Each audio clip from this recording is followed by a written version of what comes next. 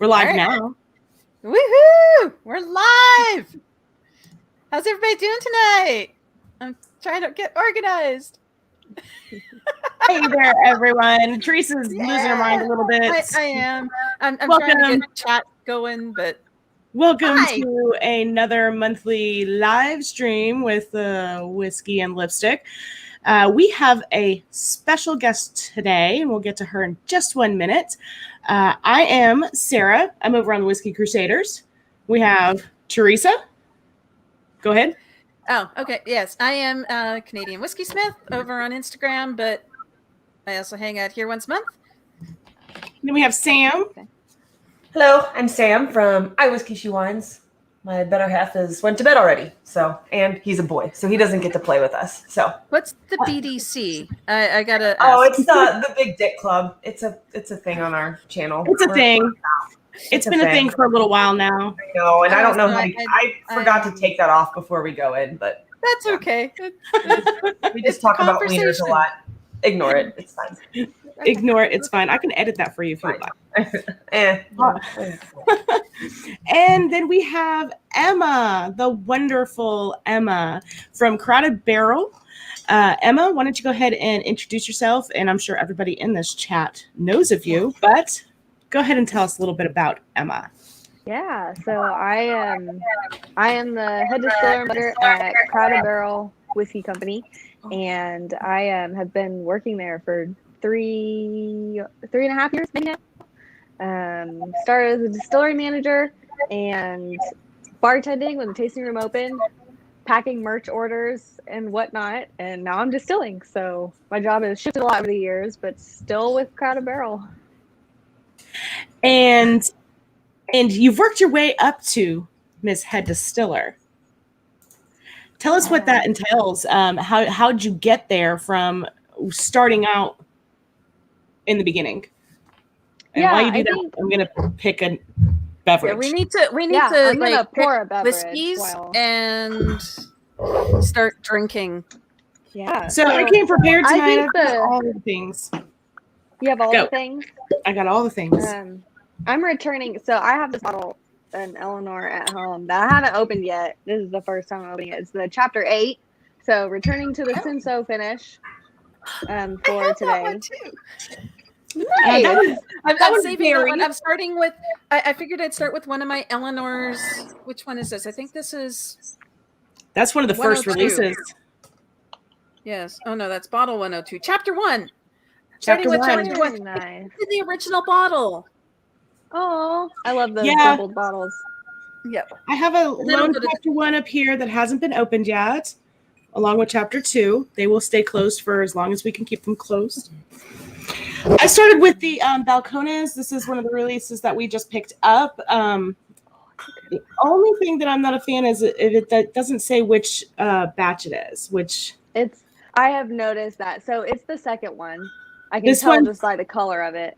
Okay, so the 110.9 proof. Mm-hmm. Okay. Yeah, that's the barrel that I picked out, and it is. Oh yeah. I hope you like it. It's so. Yeah, good. this will be my first taste on it. I do have the first one here as well, but this just happens to be what I picked.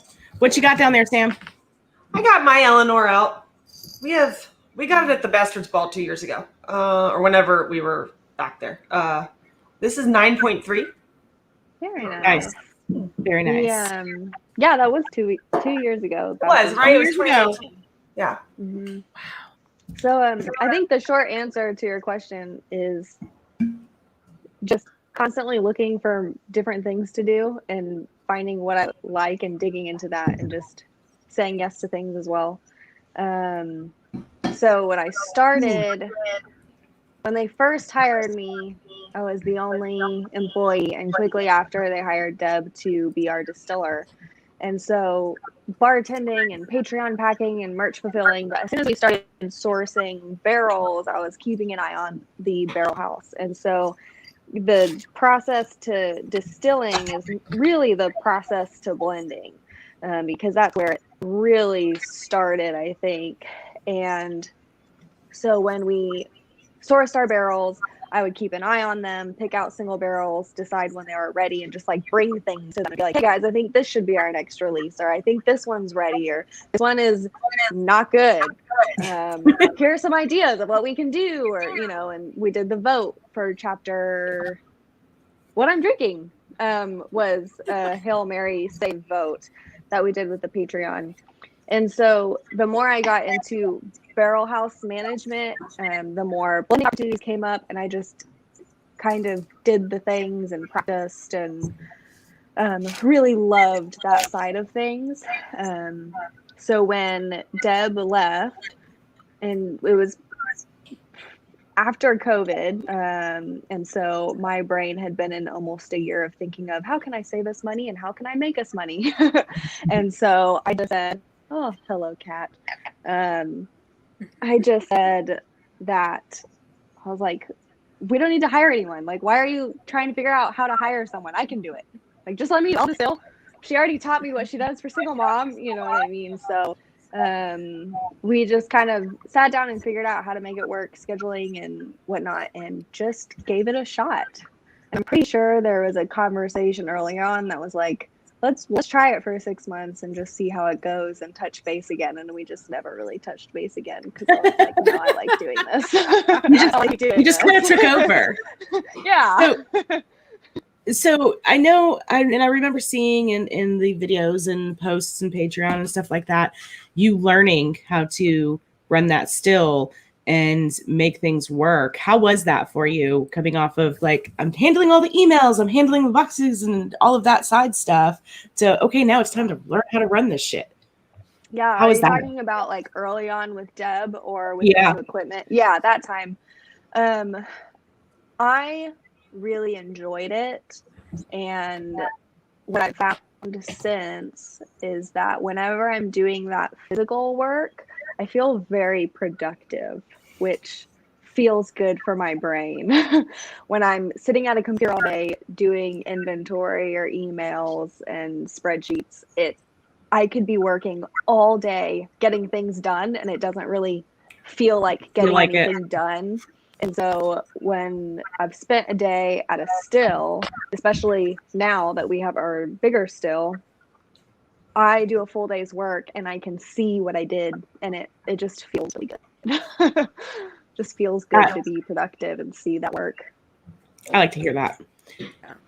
I mean, you've touched on a couple of different things that I wouldn't mind kind of diving into a little bit, because I think, like Sarah mentioned, I think a lot of the people who are in the chat are familiar with Crowded Barrel, but for those who maybe aren't, you know, you mentioned the Sinsult, for example, was a Hail Mary vote. So, Yeah. I mean, that is one of the cool things about Crowded Barrel, and that's part of where the name even comes from, is you're crowdsourcing and doing these whiskey quests and trying out different things. How is that? Like, what is how? It to me, it just seems mind-boggling to be part of that process, because I'm part of the Patreon and I love it. I'm like, you know, I get to vote on this. I got to vote on T-shirt sizes. Yay! Yeah, for women. Yes. Yeah.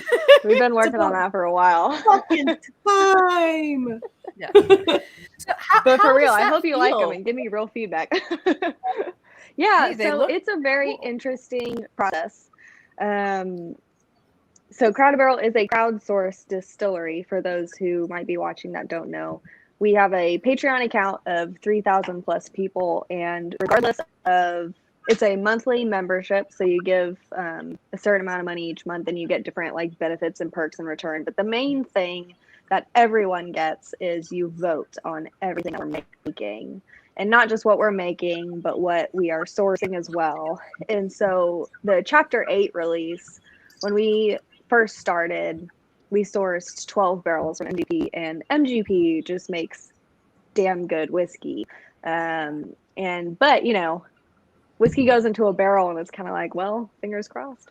A lot can happen, and whatever circumstances, whatever, sometimes something comes out of that barrel that you wouldn't have expected.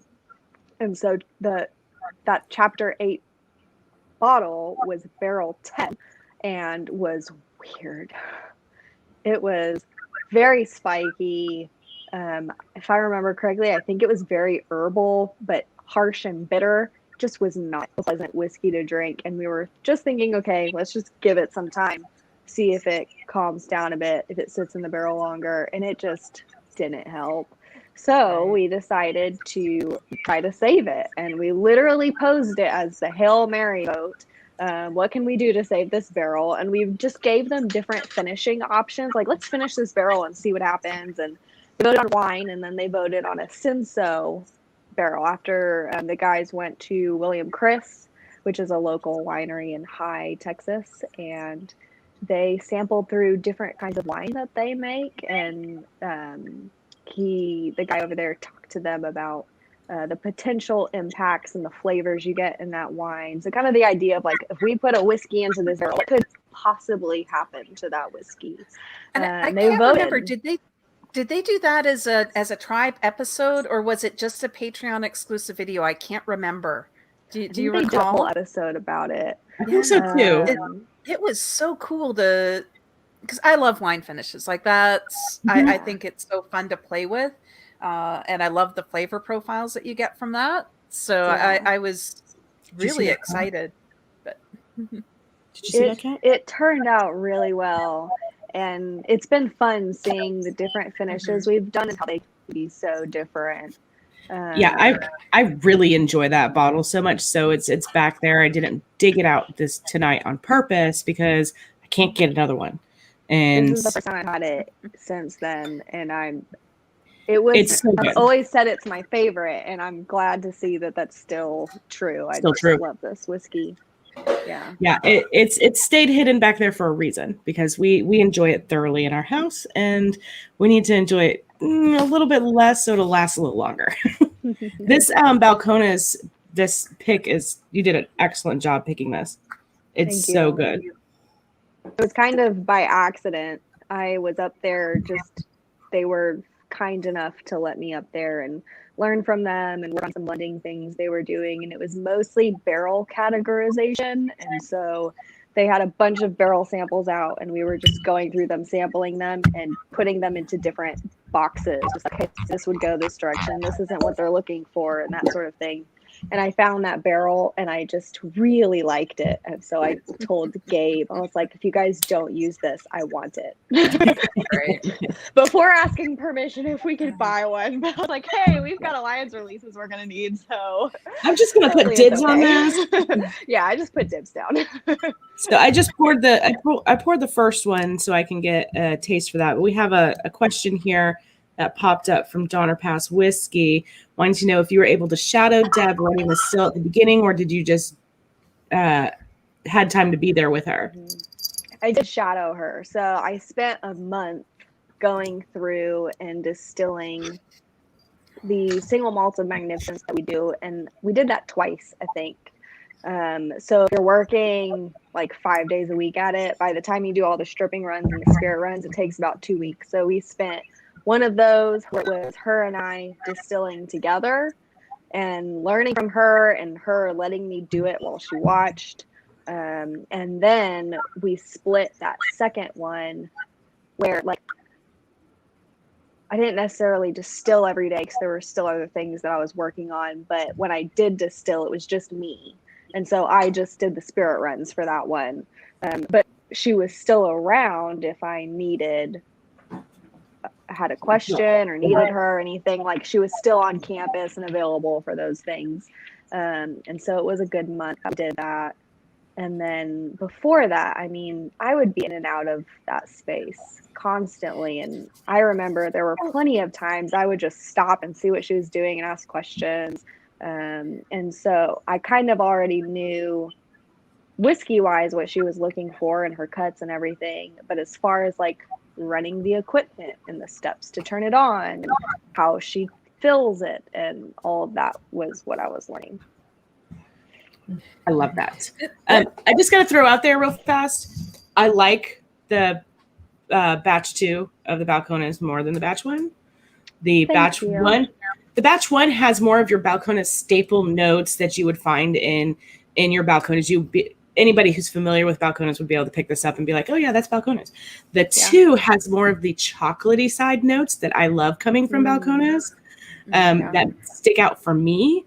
So I like that one. I like that one a lot. I like the first one, but I like the second one better. She likes mine more. Mm-hmm. You still in there, Daniel? I like picked out the first one. Yeah, I don't know if Daniel's still on there, but I don't know. Doesn't matter. We got Emma. That's what's important. Right. And Angel. So, just sitting in my lap.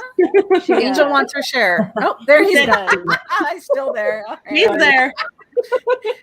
I do like those chocolate notes in there. Yeah, I do too. Figures. What does that mean? Yeah. Girl power. That's all. Yeah. Sorry, Daniel. Oh yeah. Sorry, Daniel. You're still loved and all, but Emma's loved more. Thank you. Yeah, Jonathan says that your pick was far superior. So I think Sorry, moral Daniel. of the story is that Balcones just makes really good whiskey. Well, they've had some time to refine their processes, and I mean, I know. So we'll circle around to a few things, but gonna throw it out there that you guys just scaled up your still. And that was such an exciting thing to see, and to be able to vote on some of those things. You've had it for like a week now. How's that going? It's so pretty in person. I just want to say that. I wanted to hug you. So pretty. So how is it with scaling up? And the reason that I'm thinking about that after talking about Balcones is because the Balcones still, if you've ever had a chance to go to Balcones and see their setup, it is towering, and it's kind of impressive in terms of the, like, you don't expect to see that in a craft distillery. And I mean, they've gone above and beyond craft at this point. It's huge. They're like the next level of still size. But how are you enjoying that new still? It's been really nice. I think the first few days when Kevin was there from Abe to kind of show us how it works, that was such a blur. And I honestly don't even remember a lot other than the content I was learning. Like, it was so overwhelming. But the first day after that, the next week when I was just doing it by myself and just had a moment to like take it in, like, it's ours now. And looking at what came off the still that day, it took me a single day. It took me hours to do what used to take me days to accomplish. And so seeing how much faster we're going to be able to produce. I've done a few runs on it and I already have enough to fill a barrel. Nice. Which is just mind-blowing to me. And compared so to the just figuring out. So you ran that one for how long, and you already have enough to fill a barrel? That was 3 runs. And then how many runs would you have to do on the dinky still to have a full barrel?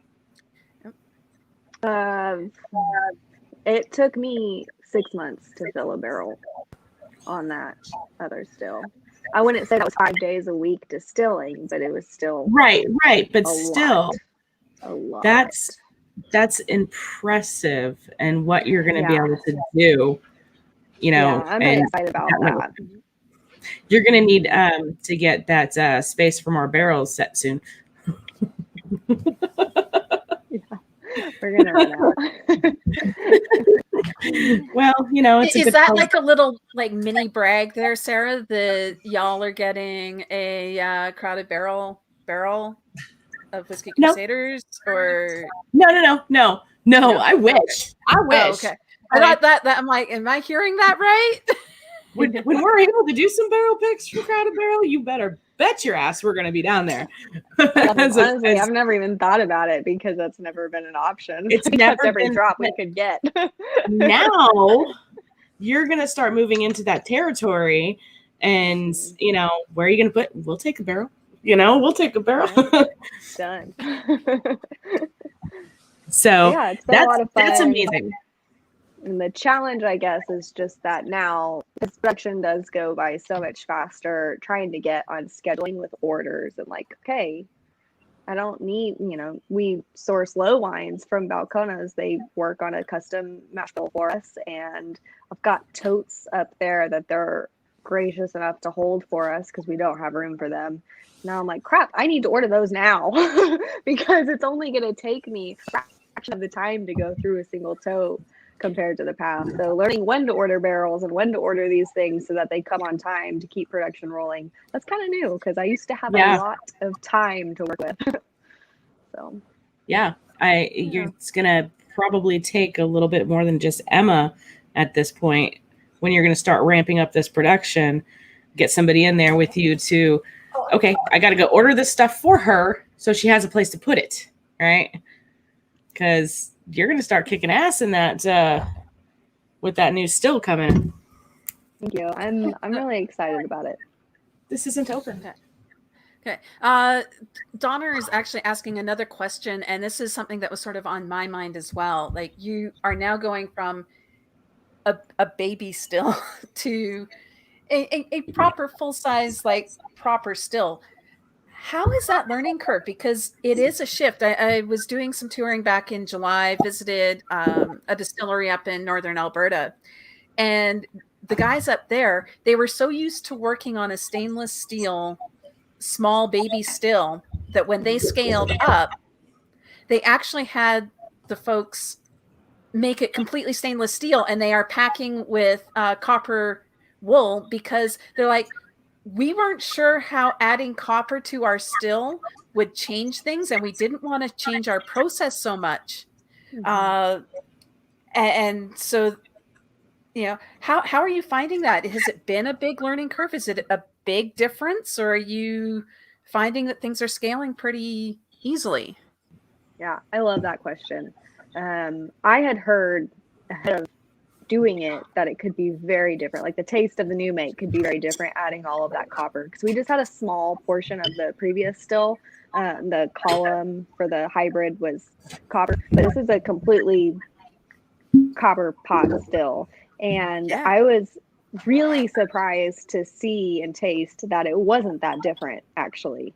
And so as we did the first bourbon run, that was with Kevin there still, he was working with us, but as the distillate started coming off and we were heading towards the heart cut, all I could think was what I knew from the past. And so I was keeping out for, we don't cut by a specific proof point, we do it by taste, but there are numbers that I look for. So when it hits like 150 versus 145, I kind of know what to expect. And so I looked for those things. And found that a lot of the flavors were similar, and we had a bunch of people in the room that day. And so the first couple times that we did bourbon on the still, we had a lot of people in the room. And so not only was my palate looking for the things that we were familiar with, but John was there and Daniel was there, and then a bunch of other staff that's just like, hey, like, what are you tasting? Like, what are you smelling on this? And just getting other opinions and just kind of confirming, okay, I was thinking of like, this is where I want to cut. Is everyone else like, were they getting those same kind of notes? And just seeing if my palate wasn't being biased to what I was hoping to expect or something. I don't know. So I just asked other people, like, what are you tasting? And so it wasn't too different as far as process and running the still. It's like now I have a boiler to turn on. I have a chiller, and those, the chiller is just a little switch, but the boiler has a few steps to it. So I learned that, and Kevin taught, the process of starting up this still. But once it's running, I mean, it's the same method. It's a pot still, and so we run it the same way we did with the other one. It's just a little different. So flavor wise, it was different. Yeah, so it was much more familiar than I thought it would be. And especially with the flavor of the new make and making the cuts, it was, I don't know, it was really nice. It was weird, out of body kind of like, oh, I thought this was gonna be so different, but this feels like we've been doing this for ages, because this is how our bourbon new make tastes. There's the chocolate, there's the honeydew, so yeah. That's exciting to hear. That's exciting to hear. Aw. High praise from Danielle for you. Yes, Danielle was you. talking. Danielle was talking. I don't remember if it was in class or after, about how narrow your cuts are when you make them. Not. It's a good thing. You're doing good things. It is. Yeah. Sometimes I feel like I probably do it a little too narrow. All I want is to make really good whiskey, and I want people to like it and enjoy it and share bottles of it in the future with their family and friends. And so I'm just like trying to make the best thing. And then as soon as I start getting a little tiny little hint, I'll feel like I can cut it now. And someone else is trying it and they're like, I'm not really getting that. I think it's probably good. Well, All right. can you, on that note, can you tell us the things that you've had your hands on since you've been where you are now, as head distiller? What have you had your hands in that have actually gone into bottles? At our distillery. So this feels kind of weird to say, but everything, I think, because even when we were doing the Eleanor, keeping track of those barrels and sampling them and checking their progress, and sometimes Daniel and I will sit and go through barrels. Sometimes it's John and I, but deciding if they're ready versus what to do with them, blends that have come out. Yeah. Okay. Yeah. Then I'm happy. I'm happy. You're doing excellent. I'm gonna throw up a question here from Travis asking, about how easy or difficult it is to clean the big still now compared to the small one, or do you know yet? Have you gotten that far? Yeah, I don't actually know yet, because when Kevin got here, I told him, I was like, okay, so I want you to run through the cleaning process with us, because it has these different connections for like one of those clean in place things. And you have to hook up a pump and hoses to this thing. And I don't know what to do. So I told him, I want to do this. And he said, okay, is that your pump? I said, yes. Is that your only pump? Yes, we can't do it. Oh. So our pump that we have is not sufficient for that. Like, it's not powerful enough for that process, or it's not some kind of correct technical term that I don't remember right now. Right. But we ordered a new pump and it's on the way soon. And so we've just been doing the same thing in the still. So, because there is something that I want to run through the still, but I can't do it until I can clean it, and definitely clean it after. So I don't know yet, and I'm going to find out. And I hope it's not that complicated, because I'm going to be just FaceTiming Kevin or something like, what do I do? All right. Well, I don't know where power. Yeah. I don't know where everybody else is, but I'm moving on to my third whiskey tonight, and I'm going with my Wyoming Alliance. Because, and I know that this is something that you have been a bit of a bigger part of pre-becoming the distiller, was you were doing some of the blending, you were working on some of the Alliance series, the Texas Whiskey Festival blends and some stuff like that. So, can you tell us a little bit about the Alliance series for those who maybe don't know what the Alliance is? Yeah. And what's everybody else drinking too? Because we should find out what everybody has in their glass. If you're in the chat, tell us what you're drinking. Still on my chapter 8. Yeah. Oh, Eva, this is how we roll, man. I just finished up the Texas Whiskey Festival Blend 2. This is the first time trying it, and it is wonderful. And I'm trying to decide between, I've got Treaty Oak here, and I've got Real Spirits here in front of me. So I think I'm going to go with the Real Spirits because it's open. Don't ignore me. I'm still on my Eleanor. I'm slow. I told you. We had a neighborhood like music festival last night, and with a big band, and I drank all the drinks, and then I'm all the drinks today. Because we just checked. So Bobby, my husband, is he's doing like a dry 2 months. I am not. And I think we had a beer truck and a moonshine truck there. And I think I spent $150 on booze for just myself. So I'm a little rough, but okay. It's good. So you're working on the. How are you finding the whiskey though? Because I mean, you are the She Wines portion of the whiskey and wining, and I've learned to love whiskey. Like, I started out wanting to vomit, and now I can drink all the things other than peated scotch. But that's a whole other story. What was that first one that Bobby made you try?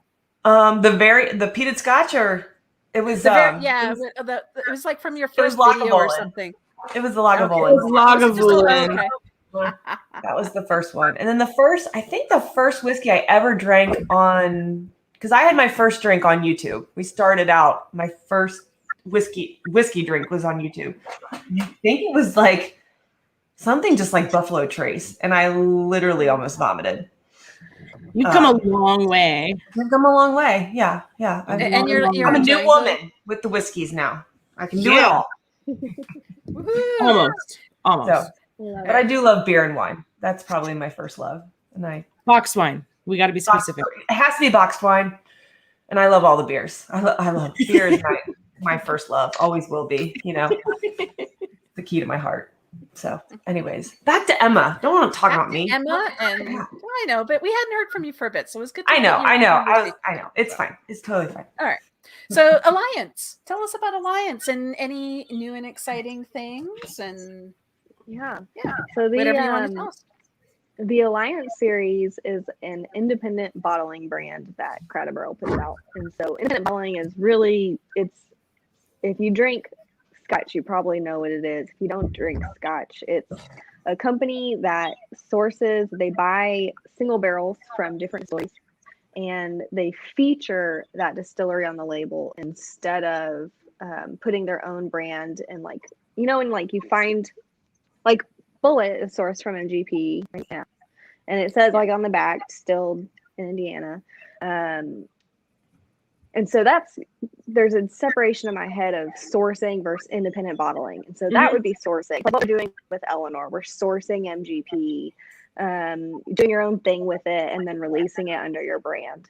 But with independent bottling, you're just finding unicorn barrels, we like to call them, and featuring that distillery. And what I love about it is you can try expressions of your favorite whiskey makers that they might never have released themselves. And so I'm always looking for Lafroig independent bottlings because I love Lafroig, and it's just a different, unique way to try it. And I kid you not, one of the weirdest experiences of drinking whiskey was from a Lafroig independent bottling. I think it was Murray. I can't read the label from here.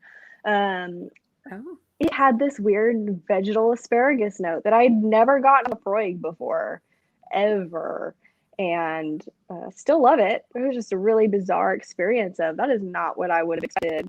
And when you have those single casks, there's so many unique subtleties there that you can get that maybe get blended out when you create a batch. And so you just really feature those unique tasting notes and expressions. And so that's what we do, but with American craft whiskey.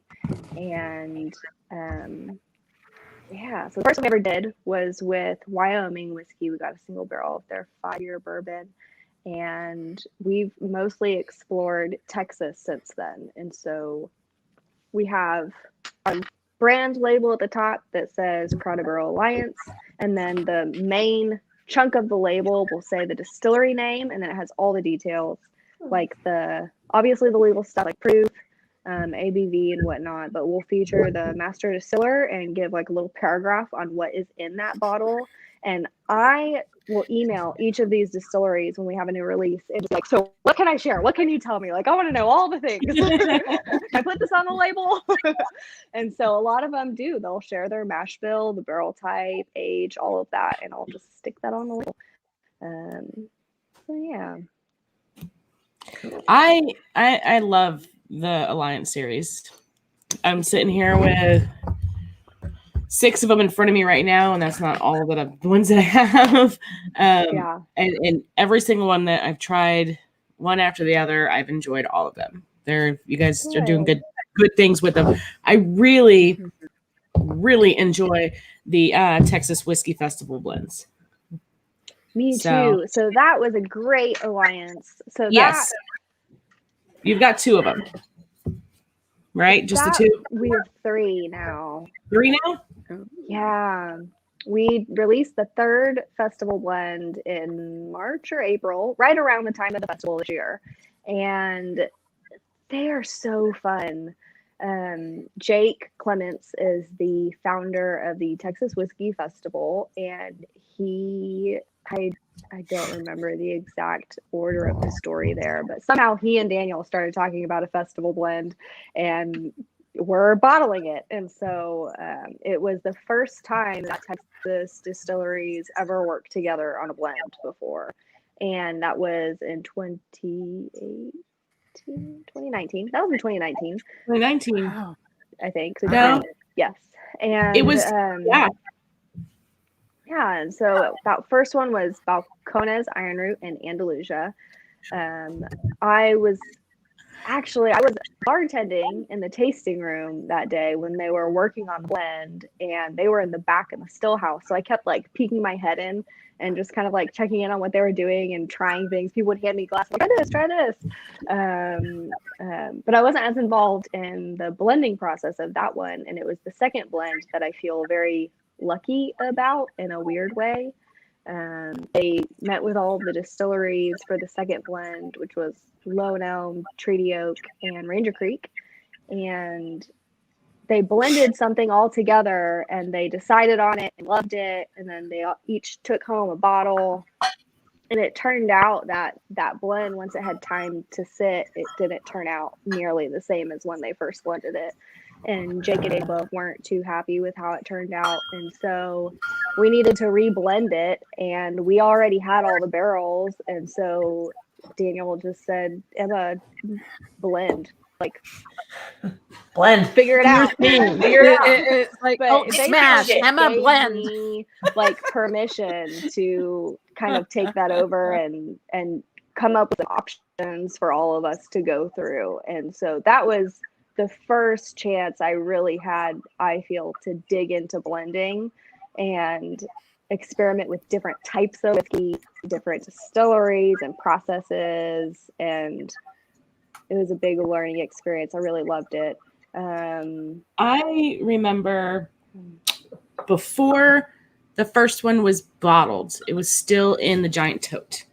We were fresh somms, me and William, and Matt was down there, and Carl was down there, and Josh was down there.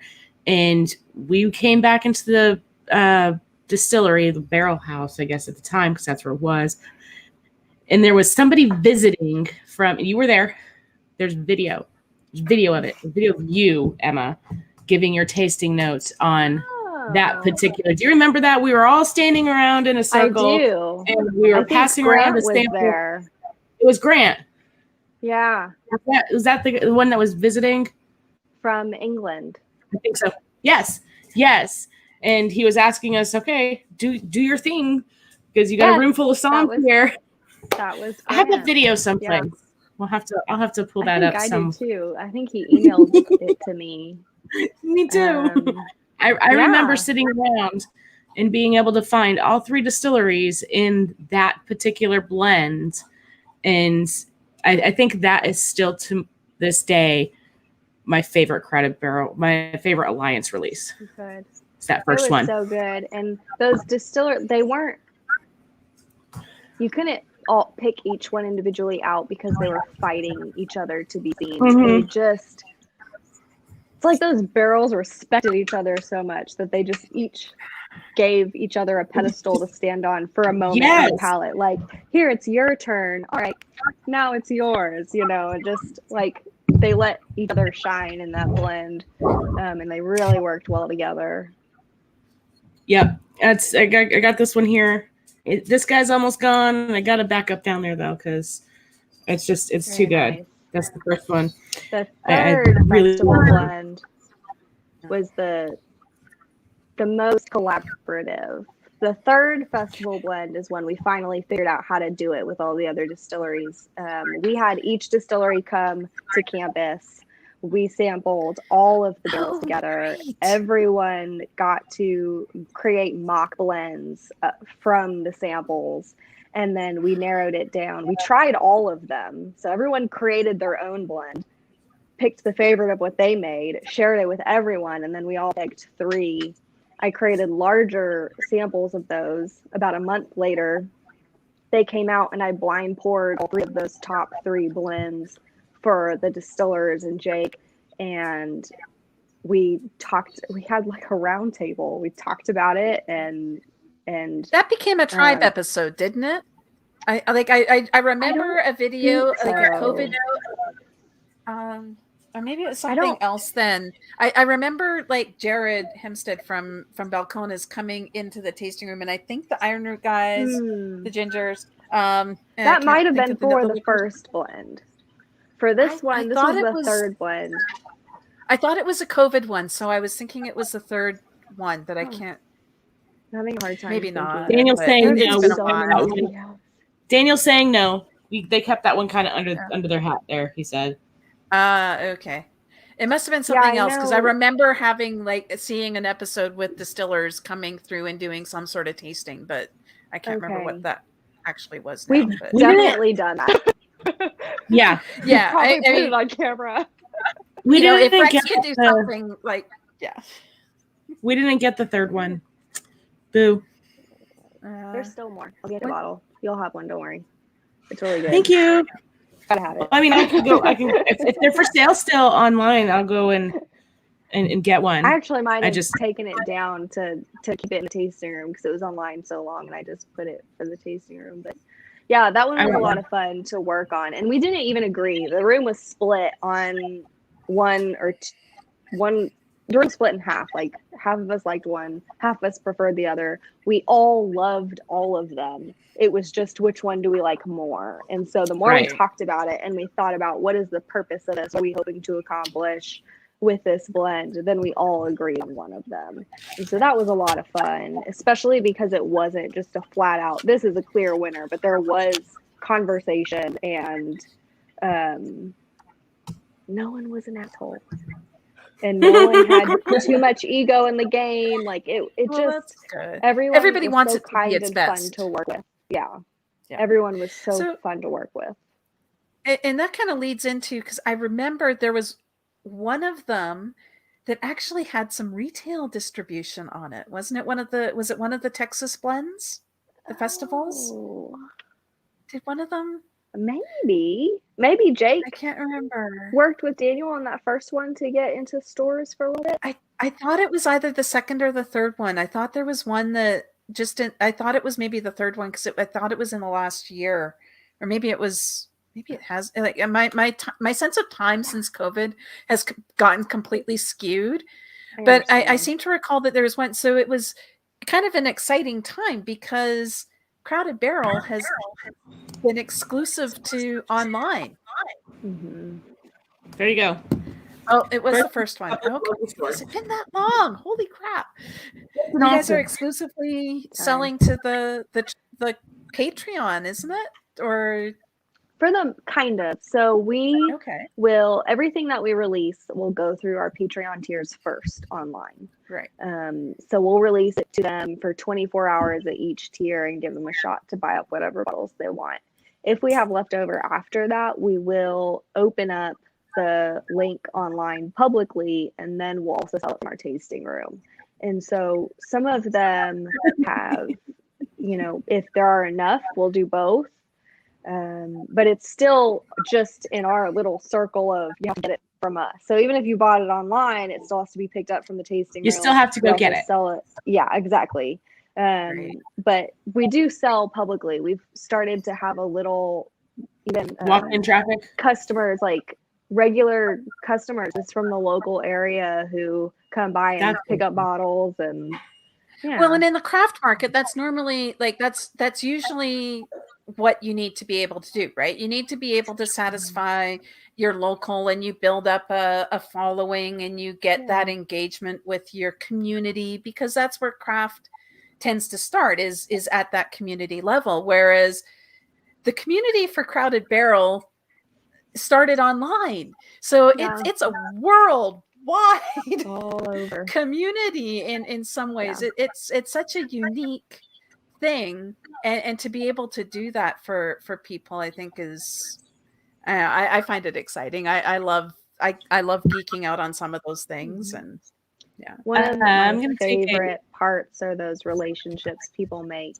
together all over the world from meeting in YouTube comments. And that's one of the things I miss about bartending. Is my favorite story I've ever heard in that tasting room was this guy was coming to pick up bottles, and told me he was going to pick up the other bottle for his friend, and he said that he commented on a video just something about like, oh, this is so great. I'm stationed over in Kuwait right now, and it's just so nice to be able to like take a break and watch these every now and then. And someone commented back saying, "Where are you stationed?" "I'm also stationed in Kuwait right now." So That's both awesome. U.S. Citizens in the military stationed at the same base. So they met in person because they met in YouTube comments, and they created this little community. They would hang out. They became friends at this base overseas. And so the one guy was able to go home. Yes. He went to pick up his bottles. His friend wasn't returning for a few months. But it's just like, gosh, this community, what they've created, it just brings people together, and that's what I love. So I'm going to step outside the box of the bourbon American whiskey type whiskeys and reach for this.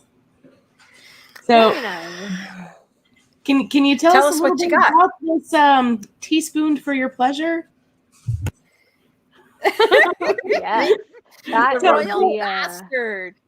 Yeah. Yes. Product of Scotland. Mm-hmm. So I've actually tasted this one other time. One of our friends had already picked theirs up, and I got to taste it back in the end of 2019 at a Booker's night that our friend was having. And I finally got to pick mine up last week. So what can you tell us about this wonderful little bottle here that's Bought the Still? Yeah. Right? That is. So we did this. This is a really long, weird story. So I love it. I'm going to try to remember it to the best of my ability. But we sourced that. It was supposed to be 2 whole barrels, and we ended up getting like equivalent of a barrel, maybe 3/4 barrel. And the idea was we wanted to release something just so unique and special, and try to help fund the new still with those profits. And so that's what we did. And it is 13-year-old Royal Bastard from a Highland distillery of an equally royal name. And it's really good. And so legally you cannot, so if a product You can't. Scotland in something other than a bottle, it cannot say it's not Scotch. And so they teaspoon it to It can't be single malt to change it. Yeah, it can't be single malt. Single malt, exactly. you can export blended malts and blended Scotch in totes, but you cannot export single malt. A single grain, I think single grain you can export in a tote, but single malt you can't. It's gotta SWA. protect their single. Their rules are still weird. Yeah, SWA. Yeah. And so you have to rectify it by doing something to it, and so they just like dropped a little bit of Kriegelke in there, and but and 40 gallons, tiny little drop of Kriegelke. I can see through this. It's so good. I like the taste of it. There's some, I think it should have been named the Royal Pain in the Ass, Travis said. John called it the Royal Broccoli. I have had the actual product that was teaspooned in here, and it is tasty on its own. But I like what. Yeah. Yeah. I have some back there. And you're working on another one of the there's another one that's coming, isn't there? Like there's some errant whiskey. Yeah, so we are going to have a future brand Where are we called at with the errant? Errant. Yes, errant. Whiskey. It's errant Island whiskey. New Make. Enunciate. Unaged malt from Scotland. And that we got and put into a bunch of different barrel types.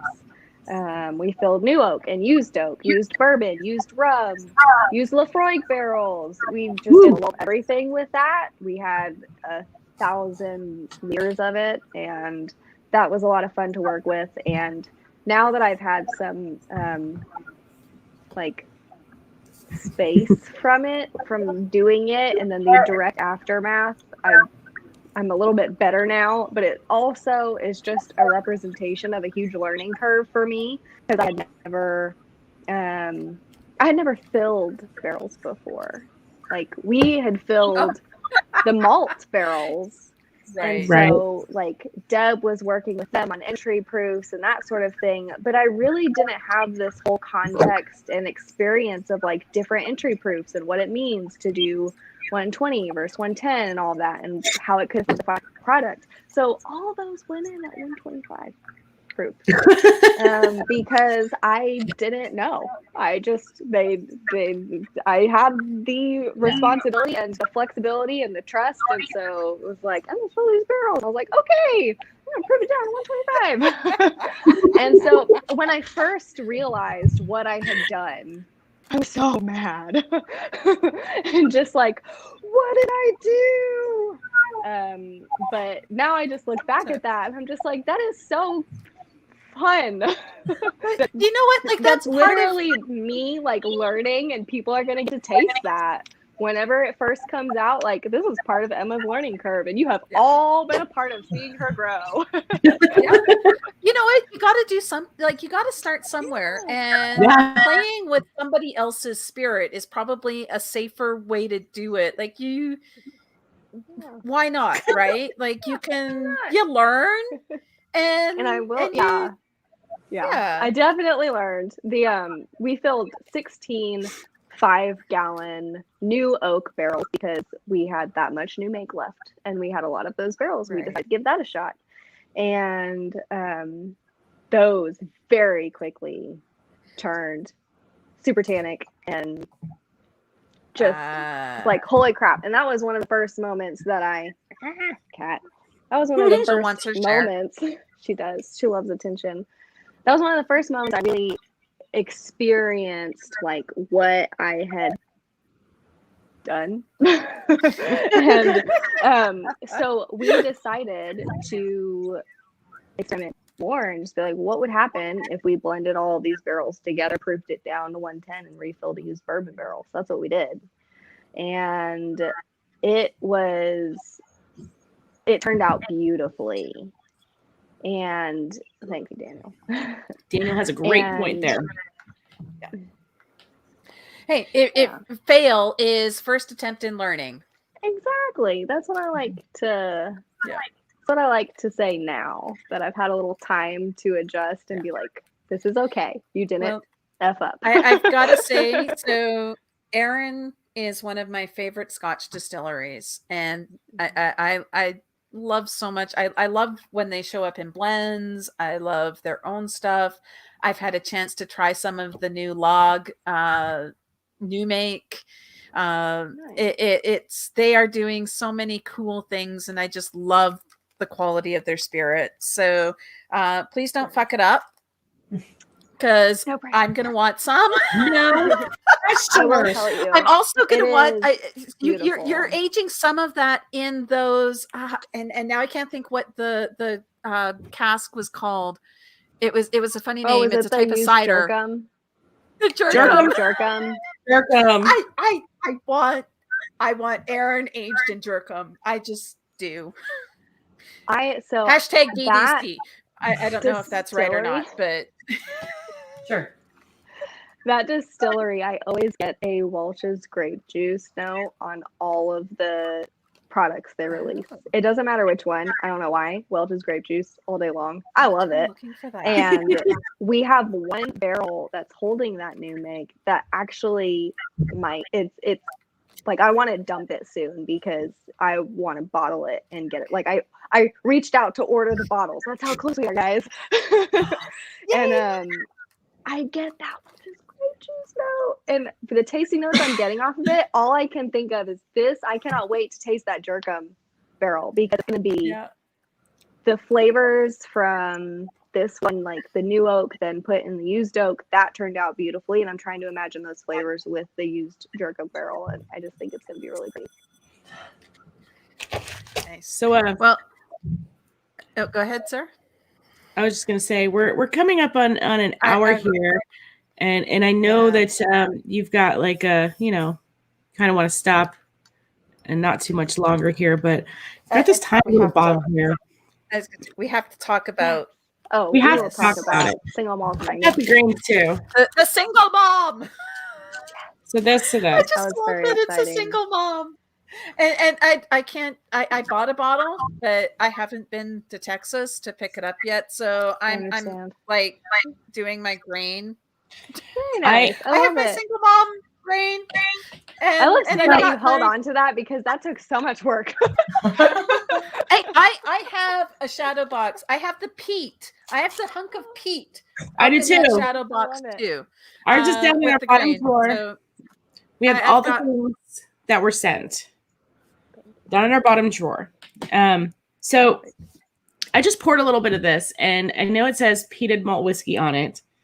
It doesn't smell peated, and it only tastes really, really smoky. The Sam, grain smells really smoky. Like it's not. It's very interesting. Yeah. So the I think too. I'm not sure who all is watching right now. So just real quick, our single malt of magnificence is the first whiskey that Crowder released that we distilled and aged at Crowder.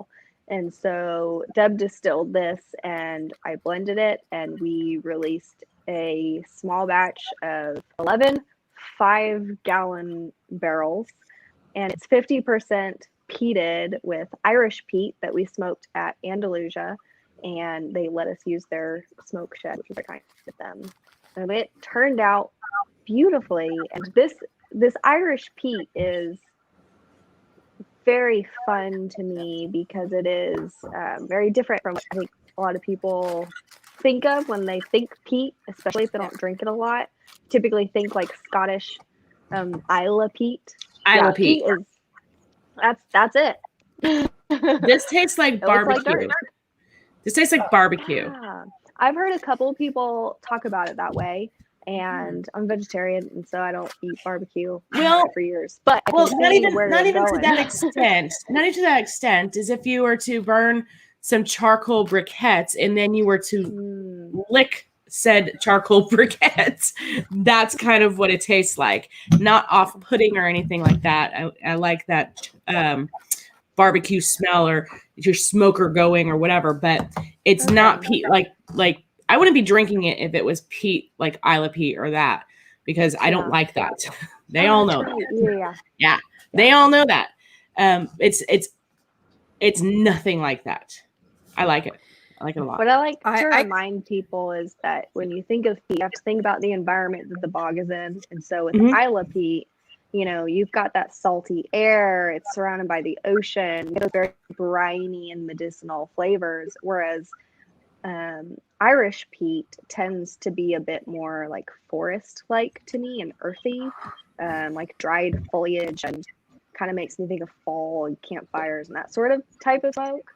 And so I think that might be where you're coming from, Sarah, with those different, like it doesn't come across as very peaty, even though it's 50% peated. It's just a different type of peat. It's a completely different type of peat. It's just that smoky barbecue. Donald Ranch just posted, Irish peat can either be barbecue or something that can venture into the territory of burning diesel. He's found this is not into burning diesel territory. This is the How do you barbecue. feel about Connemara? I've tasted it. I don't remember, to be honest with you. I'd have to taste it It's also again. 'Cause Irish wheat. it was way back at the beginning of my journey into whiskey. So I'd have to taste it again. And I'm sure Matt has it. And I'm sure Matt will shove it down my throat one of these days.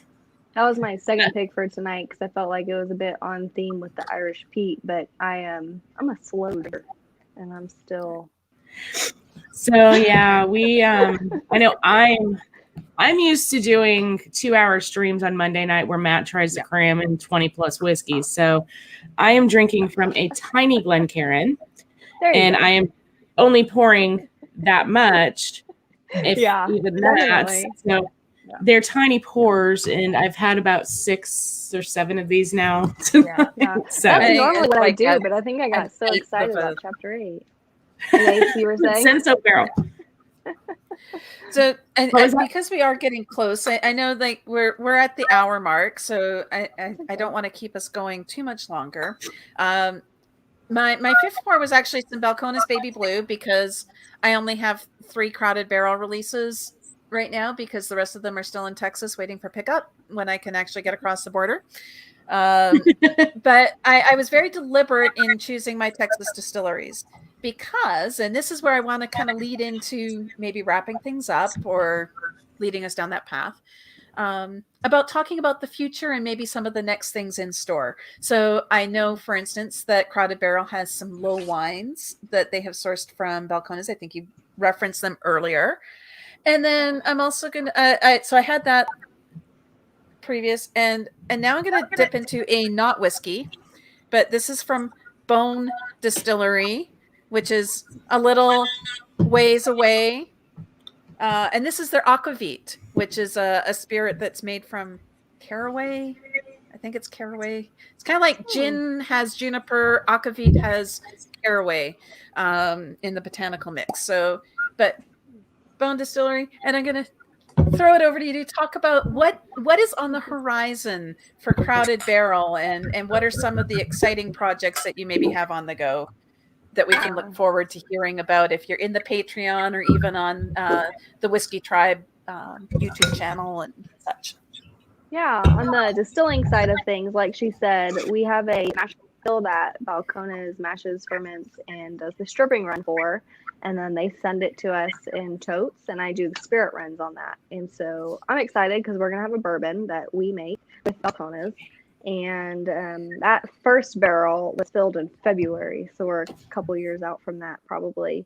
But that I'm really excited about, especially to be able to bring some of our new makeup there and eventually the aged products and kind of show them what we did. They saved some of the low wines and distilled it themselves and laid down some barrels. So I'm really hoping to do like a side-by-side comparison one day with them and just see what that would be like. And I'm excited to have a bourbon that we made. And Nice. then I'm working on a blending series called Crowded Barrel Alchemy. And so I've been reaching out to quite a few different distilleries, just trying to get some samples of barrels that I could maybe blend with. We have a lot of MGP in our warehouse right now. That certain ones of them I want to use for these blends. And so I'm trying to find craft distilleries that I think play really well and be highlighted, blended with MGP's whiskey. And so have just been like trying to get samples from people and start mocking up some blend ideas and whatnot. So yeah, that'll be coming out in the future. So the alchemy is kind of like a blend of Eleanor and Alliance. Is that, am I Not understanding quite. that correctly? Or so the alchemy is only just that it's not not Eleanor. So it's just like completely get Eleanor out of your head. It's actually a different it's a different type of whiskey altogether from MGP. I can say what it is, right? Like You're the boss. yeah, it's light whiskey. It's between us. I think I can talk about here. that. We're only, I'm sure if there's Sometimes anything, I never know. Daniel will start shouting in the comments if you have to cut you off or anything. But yeah, so we have 16. What are you doing? She's like attacking my hand right now. We have 16 light whiskey barrels from MGP. We bought 4, and then something happened and worked out in a way that we were able to get like 15 more of them for a really great deal. And so we've been sitting on those. They're 14 now and are really good and interesting. And that's what I'm working with first. I have a couple different distilleries in mind that based off of the flavor profiles I get from those light whiskey barrels, but I'm like, ooh, I want to see what happens with that and light whiskey. And so I'm just waiting to match up and get samples and try something. So hopefully it'll work out the way it is in my head. And then it won't take too long before we can release the first Alchemy series release. But it's kind of like, think of Compass Box. Like we'll put all the details on there just like we do with the Alliance release. This is what is exactly in this blend. As much as the distillery will let me talk about, I'm going to do it. And so I'm hoping to give percentages awesome. and everything. That's so cool. Hey, guys, I gotta hop off. I gotta get ready for stuff tomorrow, so I'm gonna head off. But thanks for listening to you tonight. Nice Bye, meeting you. Sam. Thank you for having October. So yeah. Yes, perfect. October. Got to talk about Bye. balls. So we'll be Bye, Sam. there. See ya. Bye. Yeah, that sounds really interesting. I can't wait to see what comes out of that. I like blending. I like blending things. Yeah. I like drinking things that Emma's blend. Thank you. Yeah. I'm actually kind of excited about the whole light whiskey thing because, in Canada, we don't necessarily have that as a designation. That's a US thing. And it has, from what I understand, if I'm remembering correctly, it's because for bourbon, and I don't know if it's most other American whiskey designations, your distillation proof has to be 160. Like it can't come off the still higher than 80%. Mm-hmm. But light whiskey is where it is. It's higher than that 80% ABV, but lower than a true vodka distillation. Mm-hmm. Is that about right? Yeah. So it's higher than the 160, but under 190. Right. And it's funny because I had a chance. I mentioned earlier, I was doing some touring earlier this year back in July. And a couple of the folks that I visited, they were distilling their whiskey distillate into 90%, not quite to full vodka, like 96 or an NG neutral grain spirit level. Mm-hmm. But I'm like, I thought about it. I'm like, y'all aren't leaving a whole lot in there to interact, and it, and I had a chance to then try them even at 12 months in a cask, and up here we have to get minimum 3 years. I'm like, well, this is very light and approachable and easy. And I'm like, I kind of want you to dirty it up a little, but Texas, because of your temperature and your climate, you get a lot of interaction very, very quickly. So does going with a light whiskey give you more time in a cask? I think that so there is a distillery in Austin called Austin 101. That's the name of the brand. They are doing a light whiskey. And I've tasted it young, and I feel like, yes, they can definitely leave that in the cask for a lot longer than I would typically do with like a bourbon or something. But I agree with that. The light whiskey that we got from MGP, we bought it when it was 13, and it's been in Texas for almost a year now, and it has turned 14. And that, I would say, like, I don't want to let those sit forever in those barrels here, just because, like, we already got them when they were just damn good. And so I wouldn't say that I feel like I have a lot of time with those in the cask, but those are different circumstances. Right. And so, like, I think, I don't know how old Austin 101 is, their light whiskey that they released, but It's light. It's very light in color, and it's soft and butterscotch vanilla sweet. It's really good, and I feel like if we ever sourced that for an Alliance release, I would probably feel like we could play around and let's see what happens, letting it go a little bit longer and kind of ride it out a bit. Sweet. But yeah, because what you're talking about with that distillation proof, like, sure, it does strip out flavors and things. And these MGP barrels are interesting. They tend to go one of two directions, which is either like really fruit forward, like stone fruit with an old antique wood kind of impact, or it goes dark to like leather and tobacco with that like wood floor, old wood kind of note. So they're very flavorful, and I feel like that is just that age. Like they just had time to sit in the barrel. But they're really interesting and just across the board, kind of like one of those two directions, or maybe a little of both. But those are the strongest flavor notes coming out of those barrels. Right. And you guys have your own. Yeah, it does sound good. Do you guys have your own light whiskey? I feel like there was like an accident that happened with Deb where it was like a beer that got distilled to above 80%. So you accidentally. So it was a Saison. And she distilled it, and it was super weird but interesting. Very herbal and floral, more than anything that she had distilled before. And we're just working on label approval. I didn't know what to do with that. That one's is it really that close to bottling on that one? I mean, I would, but it's just we've been waiting on labels and trying to figure out what do we call this. And so I think they finally decided on spirits distilled from a Saison beer or something like a distilled spirit specialty. Oh, right. But there was a bit of back and forth on that one. It's so small, though. Like there's such a limited quantity.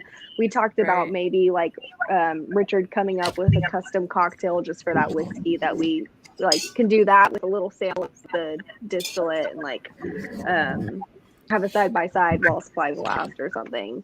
Just keep it in house. So little of it. Right. Yeah. Oh, okay. It's just so we can't have a secret password to come in and get a taste of it. Like that's the jerk. how it's gonna work out. Well, I was gonna say like the meat barrels, because you meat barrels.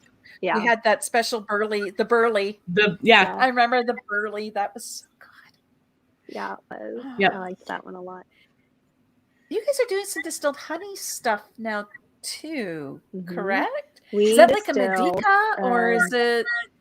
It's technically, that was weird. So it's mead. It was distilled from honey and grapes. So it's not what we made, not technically brandy because it had the honey in there. So that also is a distilled spirit specialty, I think was what it was.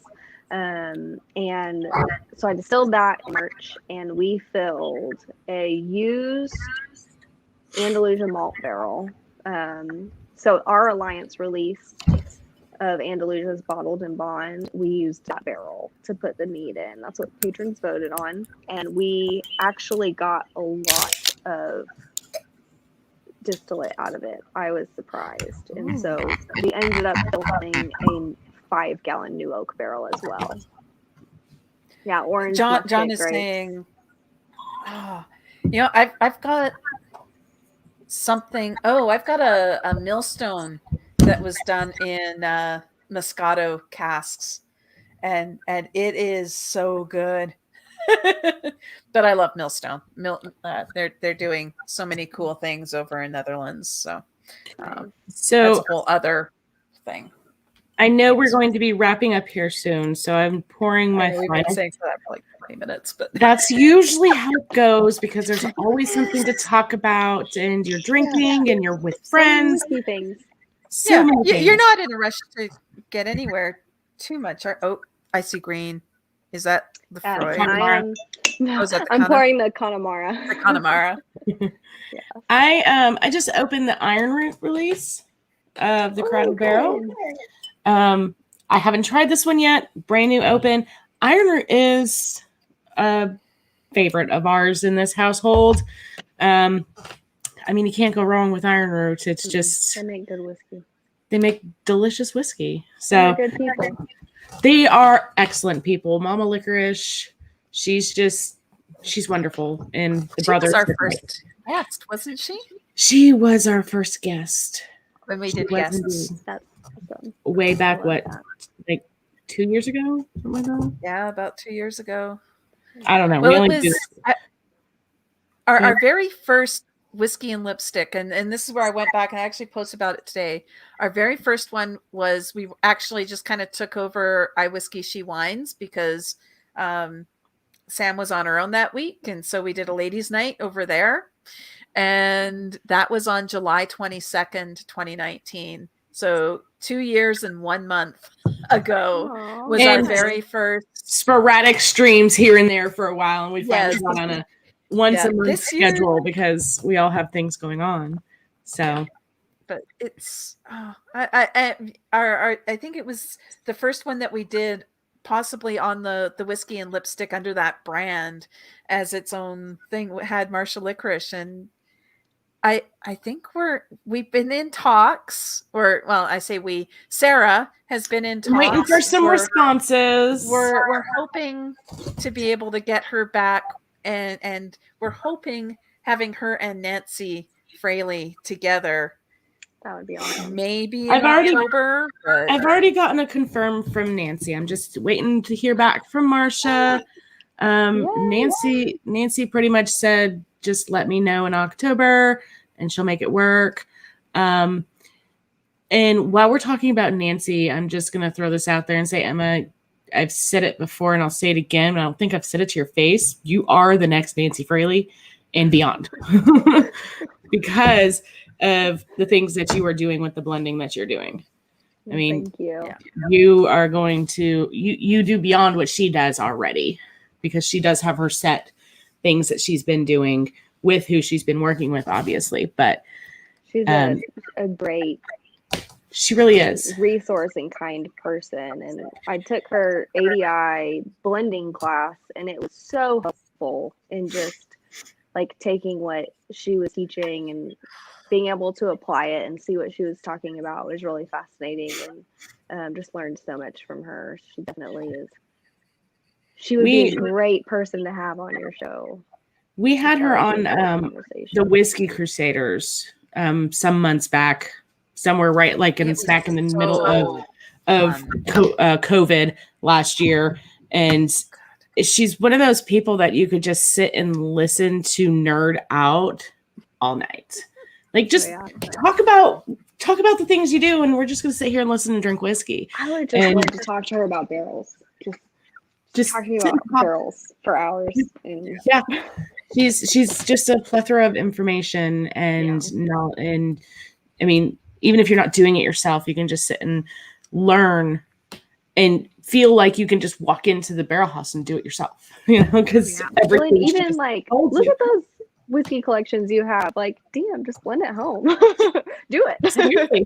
Seriously. That is one thing that William does it all the time. He actually came out here and I don't even remember what he poured. He picked up 2 actual crowded barrel stuff here and mixed them together and walked back into the other room because he's not allowed out here now. So, you know, it's just something we do around here anyway. You know, blend stuff, and you never know what you're gonna find. So my first blend that I ever did was at home, and it was awful. It was awful. Don't mix Wyoming whiskey with Talisker ever. It was. I don't know what I was thinking. You want to know what Matt would say? Add some Ardbeg to it. That's what Matt would say. Or like Peat Monster or something. Or, you know, I guess Pete fixes everything to them. So, Pete hides a multitude of sins. It really does. I mean, if you just want to punch somebody in the face, add Pete. John called it Wallisker. Wallisker? Didn't pop up yet. Wyoming with Talisker. Wallisker? Yeah, Yeah. I think there's a little cranky in there too, so have fun with that one. And in Emma's Right. case, add some Lafroig. So Yeah. Oh, we'll go ahead and wrap up here. I honestly can say that I have no friggin' idea what we are doing tomorrow night for our live stream of Run Whiskey Crusaders. No clue. Matt has not given me that information. And I don't think go tune in anyways. Huh? Go tune in anyways. Because it's always a good time and we always drink a lot of whiskeys. If anything, I think it might be talk about level 2 SOM class, all of that. I also don't know what's going to be released this week. But Tuesday and Thursday, and then Saturday for a liqueur, check us out there. There will be things released. I came real prepared to promote my other channel tonight. Donald is dropping some links in the chat here. My Whiskey She Wines. You got Teresa's Canadian Whiskey Smith on Facebook. She's also over on the Instagram.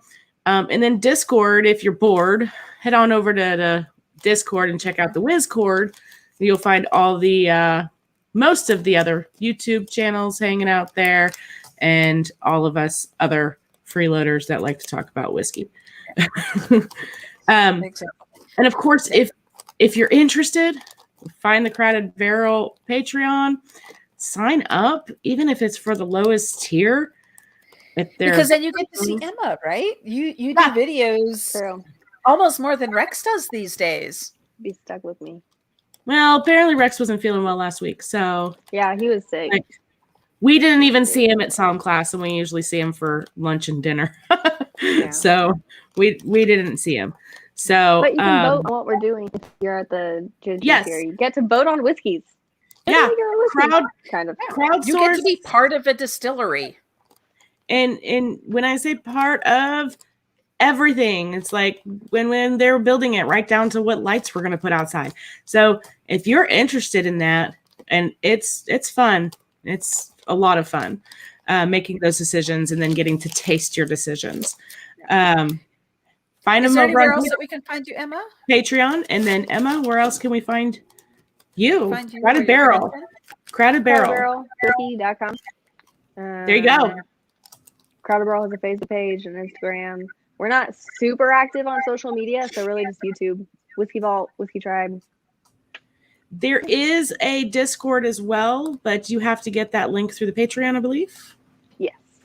So you got to be over on the Patreon if you want to get on the Whiskey Tribe's Discord. So, and Steve says more Emma, less Rex. I'm waiting to hear where the problem is here. All right.